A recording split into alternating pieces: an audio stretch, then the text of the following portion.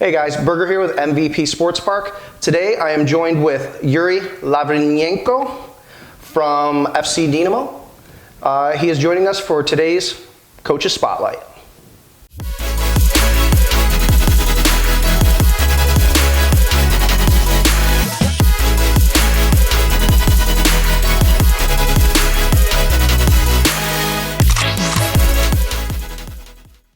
All right, Yuri, so tell me a little bit about yourself.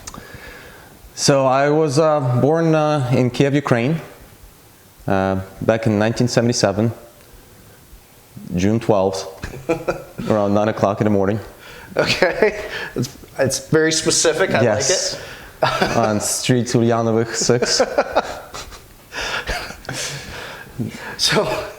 So what brought you to the U.S.? So when we were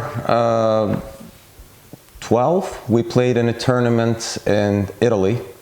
Soccer tournament? Soccer tournament, yeah. Okay. I was playing with FC Dinamo Kiev. Okay. And we played in a tournament against a couple of teams from US. As it happened to be two teams from Rochester. One was called Rochester Flash and one was called Chile Lancers. Okay. There was a travel group that wasn't real teams. That was basically whoever wanted to go and whoever could afford to go from here. Afford to go. For a fun trip and tournament in Italy. And we got to be friendly with a lot of the players and families from US that went on a trip. And the following year, they decided to do a tournament here in the United States, in Chile, on Mirenti Field. Ed Mirenti was the one that organized it. Is that the first time you were in the States? Yes. Yep. What year was this, roughly? That was 1990, right? 90, yeah. Okay. And we played in a tournament with teams from, there was a team from Italy, a team from Canada, us, back then we were still Soviet Union. Okay. And a couple American teams. So awesome. It was a fun little tournament. I believe it was in October, right? October, okay. Yeah. So did your family come with you? Did you move to the States? I mean, well, actually, we didn't even get to there yet. That was just for a tournament, right? Yeah. We just came for 8 days, and part of the deal was that we got club-sponsored flights to come here. The club could not afford to have a house and a hotel, so we ended up staying with host families. Okay. And it turned out to be a phenomenal experience for everybody involved. And we enjoyed ourselves tremendously, obviously experiencing new culture. So much so that the families and the American organizers of the tournament, the folks that ran the tournament, gotcha. Afterwards invited us to come back the following summer for about a 3-week I don't know if I want to call it a tour, but it's 3-week vacation / training opportunities, and more or less play some exhibition games against some of the better teams in the state, which we did, and that was another phenomenal trip because obviously besides playing soccer and doing exhibition matches, we also got time to experience the American lifestyle off the field and out of school, right. And obviously as with any kind of vacation type deal, you get to do all the fun things, right, between Darien Lake to the boat tour on Canandaigua, I believe. Made of the Canandaigua? Yeah, right. Well, I don't know what that one is. There's Niagara Falls. We did Niagara. Okay. When we got picked up in New York City, so we didn't stay in New York City, but we drove through it. Okay. Which probably an experience in itself. In itself, right? Seeing the size of that.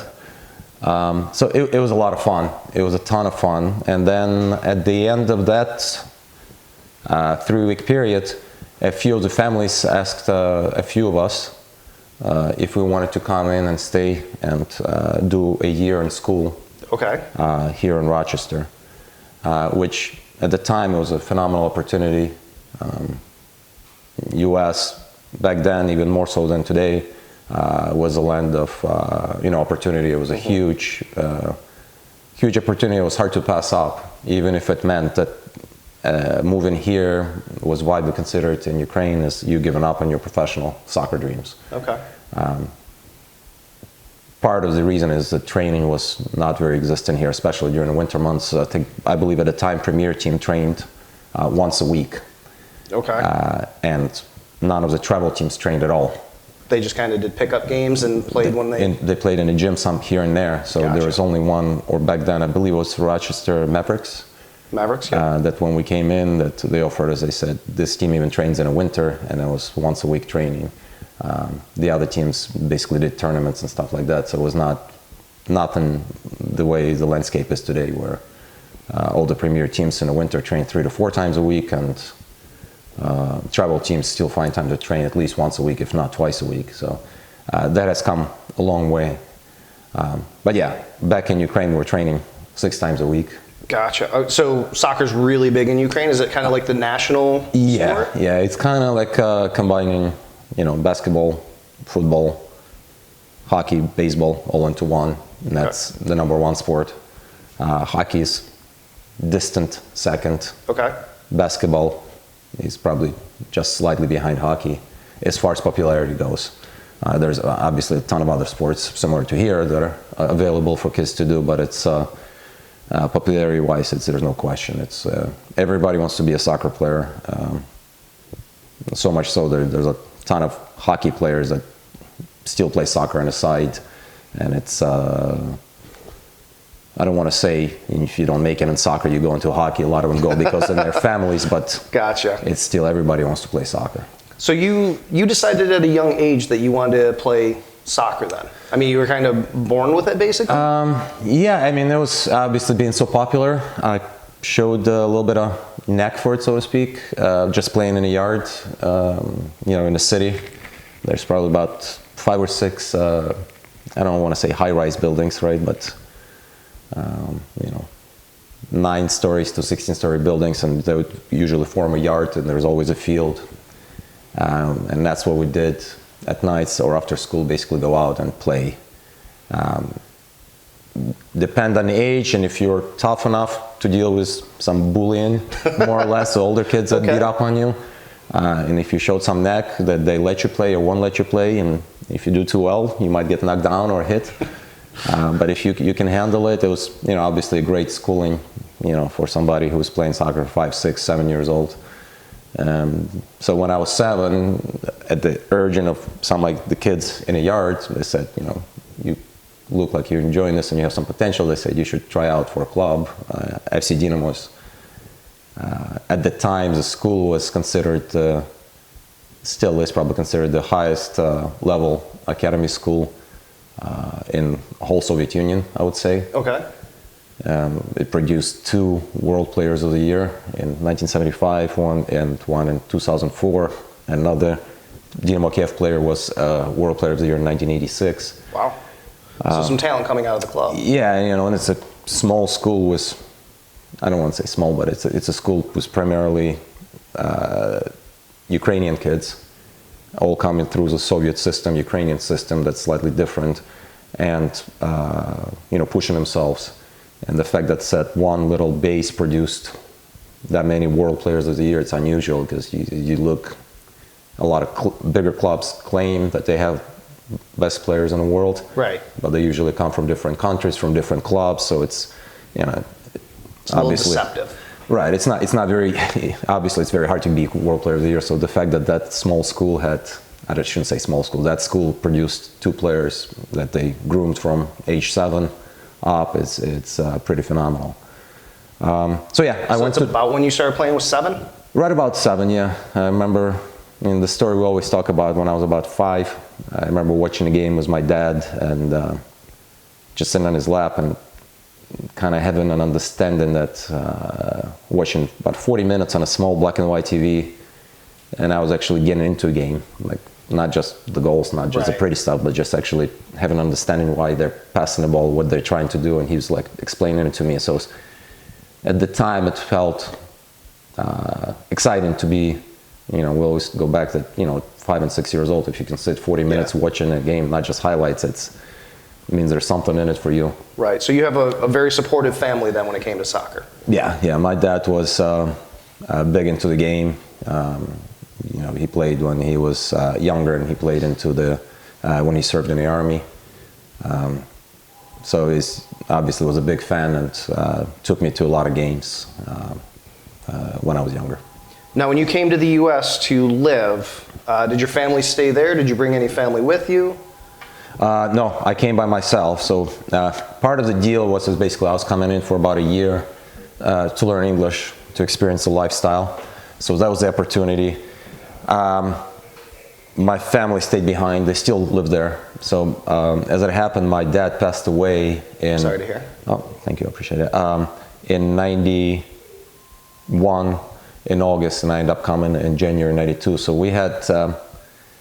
he was sick with leukemia, and we actually, the American family that I was staying with, the Ma's, were working on doing the paperwork and to bring him here to a hospital to see if there's different things that can be done. And basically we just ran out of time. It did make it, however, easier for me, being a 14-year-old kid, Right. Almost leaves the grief behind. So Right. it was I don't know if you call it a coping mechanism or whatever. Right. But that's how it all kind of took place. Okay. So, you mentioned a couple of the teams. What other teams have you played for since coming to the U.S.? It seems like there might be a lot of them. There's a lot, yeah. So you don't have to name them all. Just Yeah. some of the, the bigger ones, maybe the ones that you stayed with longer, or maybe ones that have like a special place in your heart because something special. So I played here in Rochester. I played the RDYSL, the local travel league. Back then there was no Premier League. Then I played in men's league. Okay.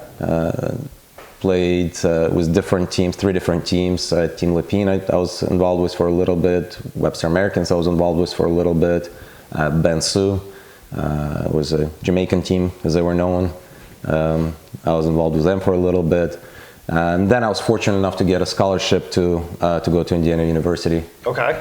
And spent 3.5 years there, so played 4 seasons. Was able to graduate early with 3 degrees, right, Megan? In 3.5 years. So some people took like 6 years to get 1 degree. Just so our viewers out there, who exactly are you talking to right now? My PR person. Your PR person. Your PR person just flipped you off. This happens a lot. That's great. Indiana was definitely a huge learning experience as far as getting to know how to play the game at the next level. We had a phenomenal team. We won 2 national championships, and we had, out of the 4 years, I think we had about 14 guys ended up playing pro. Oh wow! From Indiana that went on to play pro. Were you one of those 14? Yes. Okay. Yeah. So out of that, I was drafted by Chicago Fire. I spent a little bit over a year with them. And then I played with Milwaukee Rampage. Then I played with Rochester Rhinos. Okay. And then I played with Montreal Impact. Okay. So what are some of your, other than making it pro, what are some of your highlights in soccer? Like, maybe a win or a special play that you did, or, it could even just be a hotel stay that you guys had an amazing time at or something.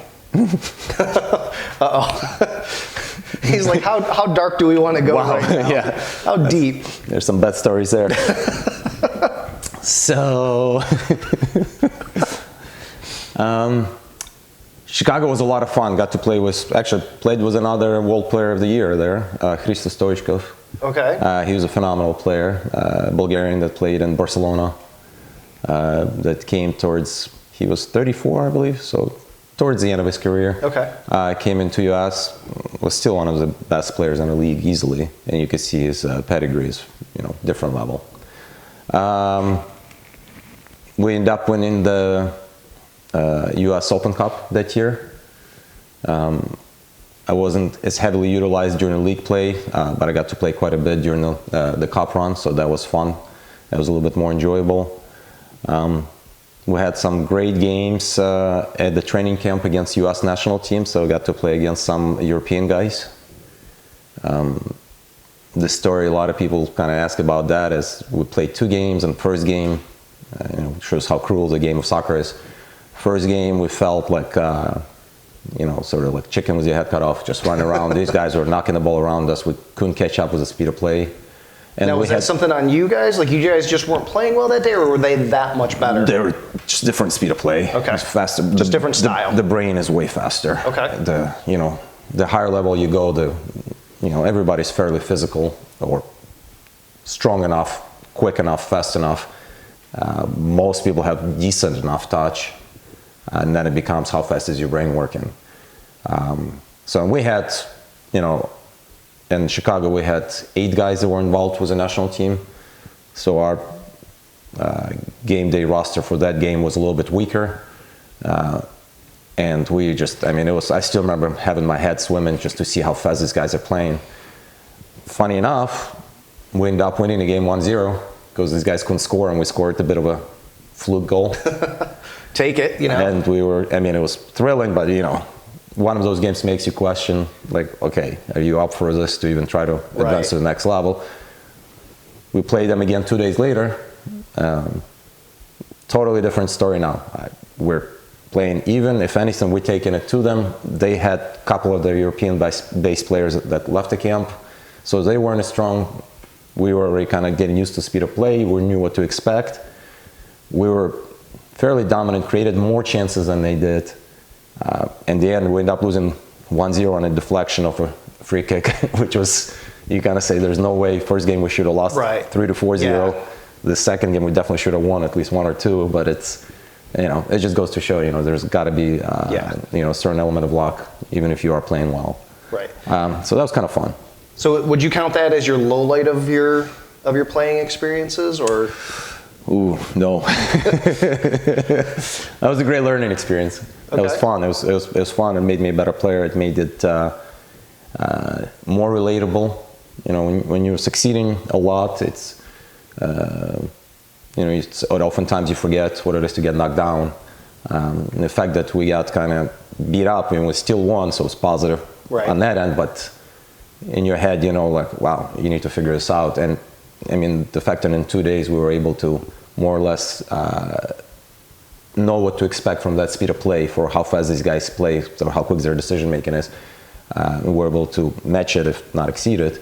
That was a great learning experience for us. I do have a low light from that game, and it started as a highlight for me too, as I took the ball from one of the forwards on the national team right inside our box. Dribbled past a couple of guys, and I don't want to name names, not to to brag, but not to make them look like they were way better players than me. But I was able to go through about 2-3 guys in the middle, play a couple passing combinations, and played the ball to Christo. He plays this long ball into a corner for me, which at this point I already covered about 40-50 yards, fighting and dribbling, getting around guys. So not the freshest at that point, so to speak. He plays the ball into the corner for me in the space. At the time, it was against one of the fastest right backs that was playing on the U.S. national team. The guy played in Germany. And I just remember running there and swearing at him, thinking, like, really, dude, what are you doing to me? Trying to make you work for it. Somehow the guy either relaxed or what, but I was able to beat him, body him off. The whole bench that was right by our bench gets all excited, going, yeah, let's go. I made this run. I made pretty much the whole play, took the ball up, combination play, and it was great. I take the ball down left side. I'm feeling great about myself, like I just schooled 5 of these guys that are amazing players. Right. I look up to the middle. I see one of our forwards running in, and I do try to do a left-footed serve, where serving inside. And right as I look up, I'm like, oh yeah, I got this. I'm feeling great about myself. I'm serving this ball, and my plant foot kicks the ball out, and I whiff. Oh! End up on my backside. I'm sorry to laugh at your low spot. Oh yeah, it was fun. But that's, I can imagine seeing it, and just, your bench probably, so everybody. You probably looking up doing the same thing. It wasn't as much, as more. I was like, I can't believe you just did that. Because the guys were great. They were like, yes, that's phenomenal. Yeah. Like, they were like, yeah, doing a little hooting and hollering, a little bit of a bush league kind of. Right, yeah. It was a getting excited. It wasn't a televised game. It wasn't Right. a real game. It was a training game. But still, it was a lot of trash talking, and these guys are all cheering, you know. So they didn't let you live it down for a while, I'm guessing. Oh, no. They're like, yeah, that was really good until that part, you know. It was really one of those where the minute you start feeling good about yourself, you get like, oh, no. So, I mean, it sounds like you have a lot of amazing stories about playing and stuff like that. What made you decide to transition into coaching? Well, the last 3 or 4 years, I spent an average of about 2 months out of the season, 2 to 3 months on injured reserve. Basically, came a point where between my hamstrings, 2 on each side, my quad on the right side, my groins, 1 on each, basically I would have fairly serious muscle injuries. You know, one of those where you feel like you get shot, you're just running and it's like boom. Yeah. And that was the last 3 or 4 years. It was just painful, and being transitioned between teams, it was just became a point where I was coming into my late 20s. I think I was 28. So kind of an early career. Yeah, fairly early. It wasn't as enjoyable anymore. It was a lot more rehab than should have been. So how many teams do you coach, and what are those teams? So I work for FC Dynamo ROC. I'm a technical director there and also coach 3 teams there. I coach, let's go chronologically, I guess, boys 2010. Okay. Coach boys 2007 and girls 2005. I also run academies through YLS, my training company that I started back in 2005. And through that, I get to work with every player in the club, regardless of their age. They come into the academy, so I see them once a week. So it's a great opportunity for me to get to know the kids and to push them a little bit and to get them challenged and get them to improve a little bit outside of what they hear from their coaches that are also obviously very qualified and very knowledgeable about the game.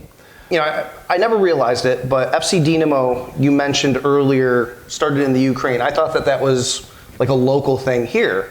So what does FC Dinamo stand for? So FC Dinamo, as I mentioned earlier, I played for the youth system FC Dinamo Kiev in Ukraine. So Dinamo, so I guess kind of a history thing. It's an old athletic club that was based around militia or police. Okay. Not what we know here as militia, but more here what we know as police. Okay. Back in Soviet Union, there were different clubs based on different organizations. Like Lokomotiv had to do with the railroad industry. Okay. Spartak is a big one. Oh boy, Megan, look it up quickly. What Spartak has to do with?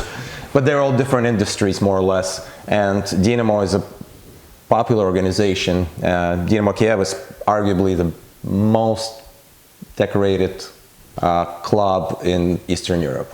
So Kiev is a town there? Yeah, it's a capital of Ukraine. Okay. It's about 3 million people. It used to be a little bit more. It's a soccer team. The club was impressive in the sense of back in '75 they won what would be considered a Champions League. They beat some European heavyweights like Bayern Munich. And then they did so again in '86. They won that, and the unusual, I guess, for current standards part there is that they were all Ukrainian players. Okay. So like Real Madrid, Barcelona, Bayern Munich, all these big clubs, even at the time, they would have some phenomenal players, but they would bring these guys from all over the world. Part of '75 was still Soviet Union, so it was kind of heavily closed. '86 was still Soviet Union, obviously, but it was right on its way out. It was becoming a little bit more free and looser, so to speak, but it was still all Ukrainian players. And then obviously once Soviet Union collapsed in '92, it became much more open as far as transfer market goes. There's tons of Dinamo clubs in Europe. So Dinamo Tbilisi in Georgia was phenomenal club. They won in 1981. Would be considered, like a European cup. Same thing primarily with all Georgian players, which was very unusual. Dinamo Moscow, Dinamo Minsk from Belarus, Bucharest from Romania. Dinamo Zagreb is still a very good team in Croatia now, which used to be part of Yugoslavia. So it's Dinamo is an organization known in each city, and they prove to be some phenomenal soccer clubs in each one of those. Me growing up in Kiev and in Ukraine, it was the #1 club, still is. Shakhtar Donetsk is the next one that gives it probably better team, better club over the last 3-4 years, maybe 5-6 years even. But Dinamo Kiev historically has been by far the most fun, entertaining, most powerful club. So being brought up through that system, when an opportunity came here to change the landscape a little bit of soccer and the training habits, and go into 3 times a week training, we right away introduced the program as a Dinamo elite training program. And then when we went on our own, we basically went right after the name FC Dynamo. ROC stands for Rochester. So what does the FC stand for? Football club. Oh, okay. That makes sense, actually. Right. So what do you think what do you like best about coaching? Oh, definitely the improvement you see on kids. So we always talk about with coaches that, it's a gradual thing, because you're trying to teach kids different techniques, get them to think differently. It's as far as I'm concerned, it's the hardest sport there is, in a sense. You got to be as fast as a sprinter. You got to have endurance, like a marathon runner. An average soccer player in high-level games runs around 7 miles a game. And not just running 7 miles, it's running, jumping, fighting, sprinting, backpedaling, shuffling with the ball. So there's a lot into it. It's very physically demanding. You got to have skill set that allows you to do, all the things that you want to do with the ball, which takes hours and hours to master. And then on top of that, you're trying to make a decision in a game that's fast-moving.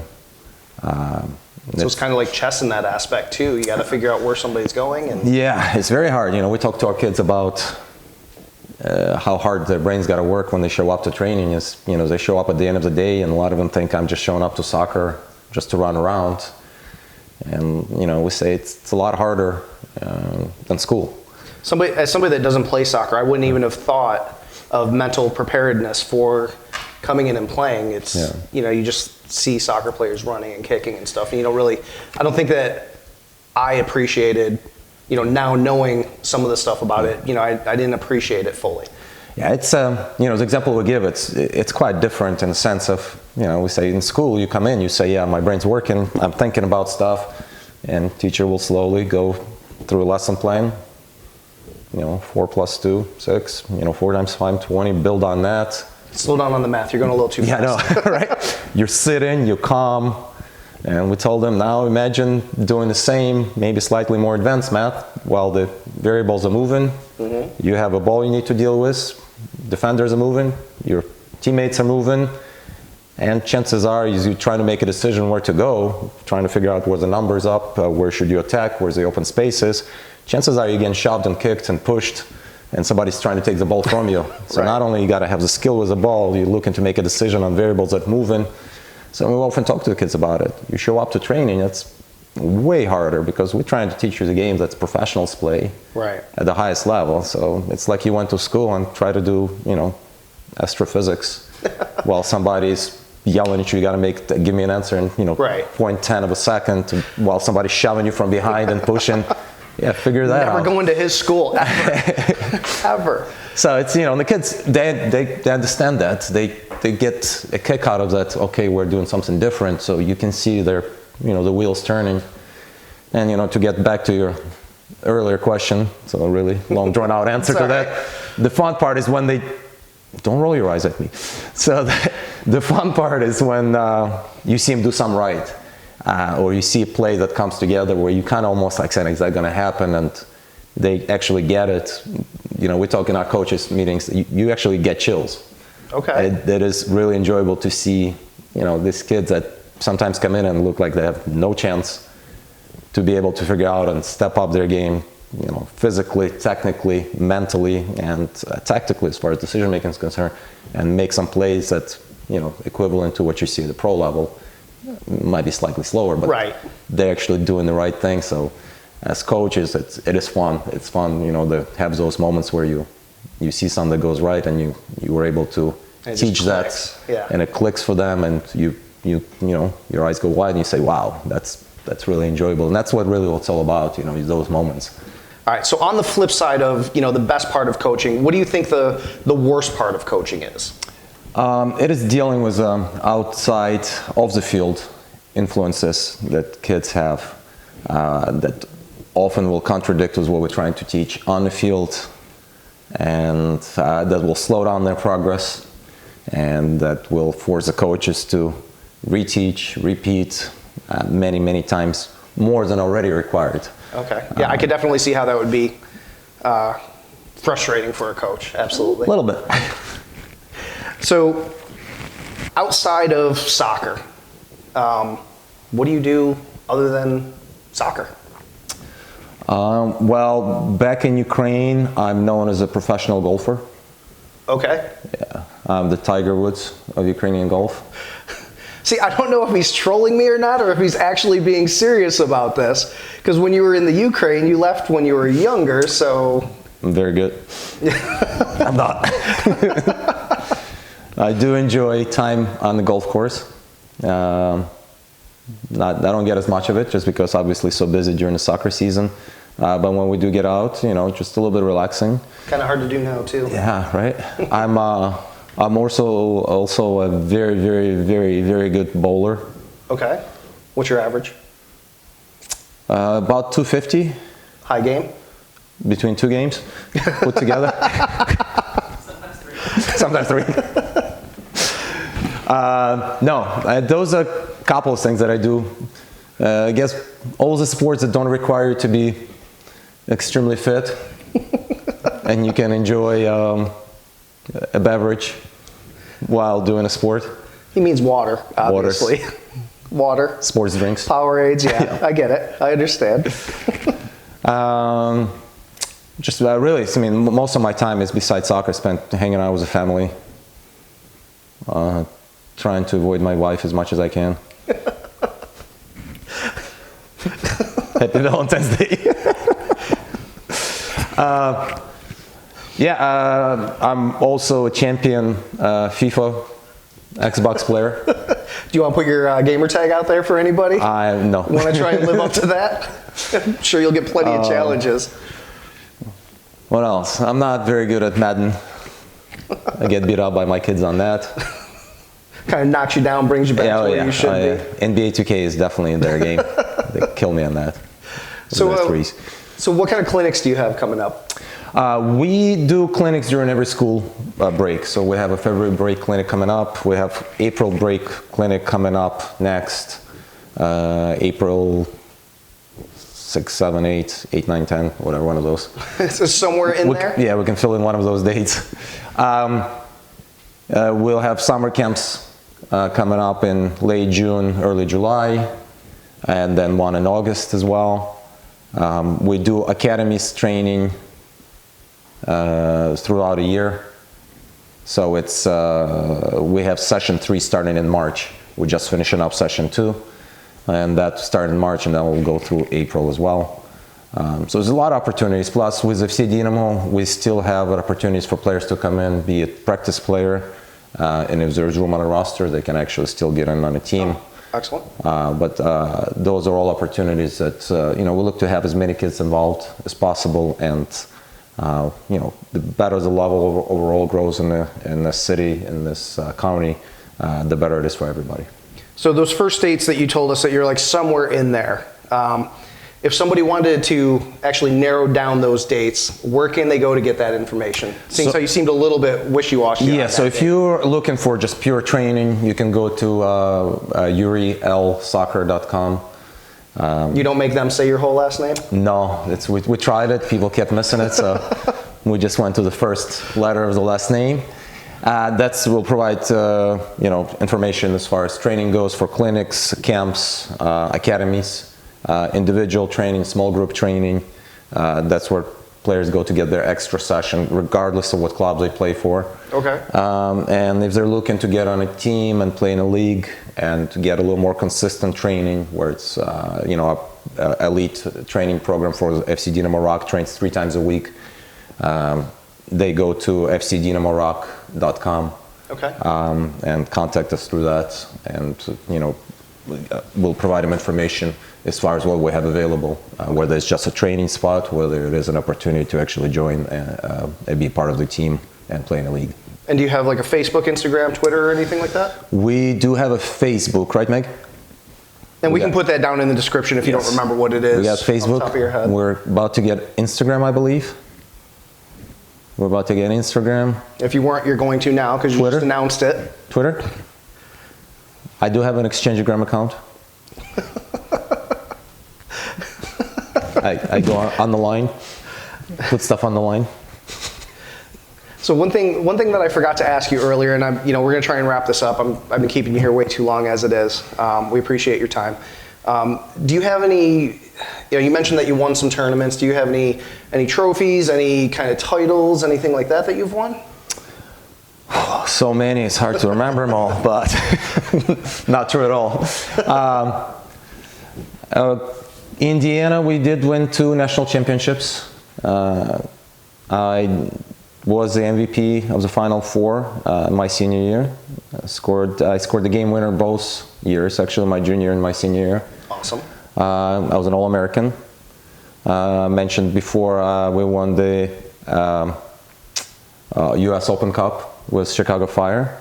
And then when I was with Montreal Impact, we won the A-League title back in 2004 or 5? Long time ago. So I think that's pretty much it. I was a county player of the year in high school here. And all grade Rochester too, right? So do you have any trophies or rings or? Yes. I got so many rings, I decided not to wear any of them. You don't want to show off?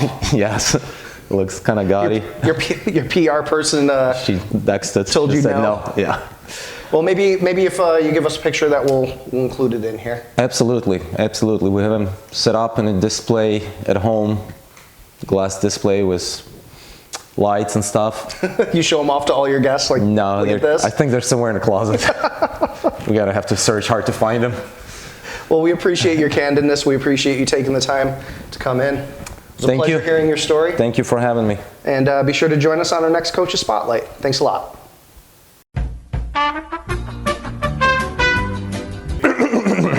Wilbur. I take myself very seriously. Hi, my name is Burger. Hi, my name is Megan, how do you say it? Lavrynenko. Yeah, so it's 4. I got it. 2 hours later. Lavrynenko. Nope, that wasn't right. Lavrynenko. No, that's still not right. Close enough? Get it right. Close enough. As long as you don't call me Gary or Larry or Jerry. Yeah, what is it? Yuri. They're like, Larry? I'm like, yep.